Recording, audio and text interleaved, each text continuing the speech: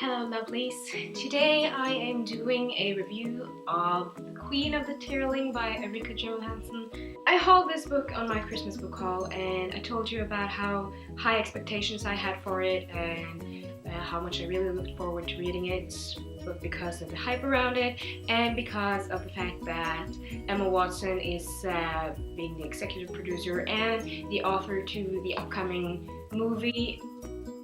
I just got really disappointed by this book, unfortunately.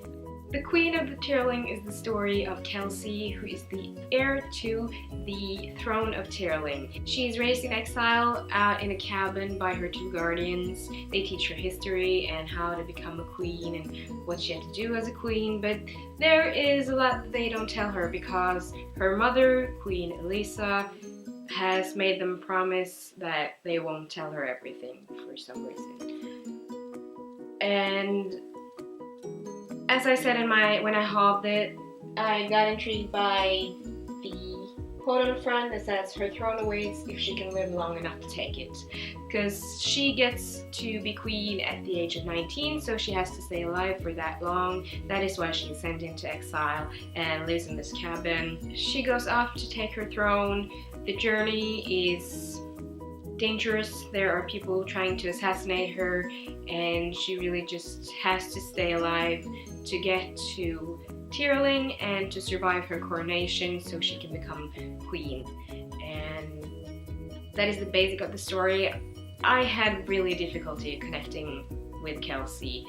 I found her to be kind of a cliche protagonist.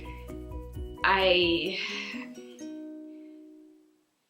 don't know, I'm kind of disappointed because there are so many stories where you have sort of the cliches. If you're beautiful, then you're not smart, and if you're smart, then you have to be sort of plain and not thin, and I just had problems with that. I know they probably thought that making Kelsey plain looking and needing to lose weight, she would be more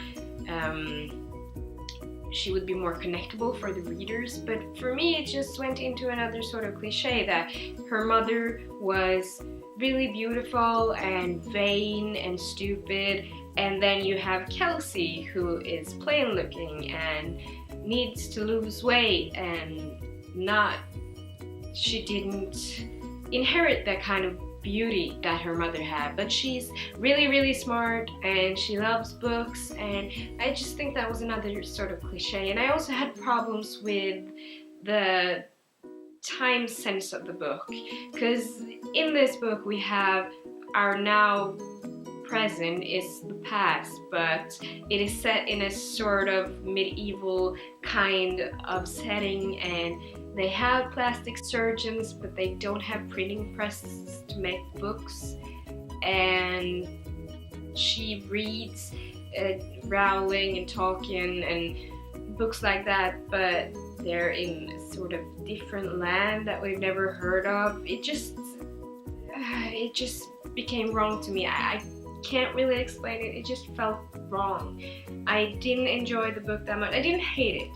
I thought it had a lot of potential, and I'm probably going to read the second book in the trilogy as well to see if it picks up, but sorry, but I've seen through the Goodreads page for this book, and I can see that it is mostly people have an either love or hate relationship to it. It has a lot of 5 stars and a lot of 1 stars. For me, it was a 2.5 stars. I didn't hate it. I didn't really enjoy it.